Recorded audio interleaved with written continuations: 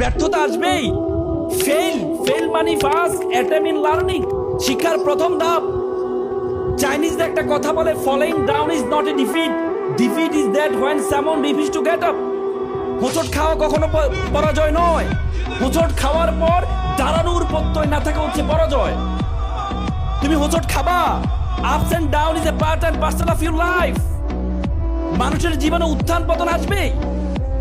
তোমরা জানো আমরা দুনিয়াতে কেন আসছি? আমরা কিন্তু জান্নাতে ছিলাম, আমাদের পূর্বপুরুষ আদম আলাইহিস সালাম কিন্তু জান্নাতে ছিল। শুধুমাত্র একটা ভুল করার কারণে আদম আলাইহিস সালামকে শাস্তি স্বরূপ পৃথিবীতে পাঠানো হয়েছে। তার মানে আমরা পৃথিবীতে আসি শাস্তি স্বরূপ। তো শাস্তি স্বরূপ পৃথিবীতে এসে তুমি মনে করবা সবকিছু তোমার বলে ব্যাটে মিলে যাবে, বলে ব্যাটে মিলে যাবে। আল্লাহ তাআলা বলেছেন লাকাদ খালাক, আল্লাহ তাআলা কোরআনে বলেছেন যে লাকাদ খালাকনাল ইনসানা ফিল কাবাদ, আমি মানুষকে দুঃখ কষ্টের মধ্যেই কি করেছি? রেখেছি। তোমরা যখন দুঃখ দেখবা তখন দুঃখের পরে তোমার জন্য আনন্দ আছে।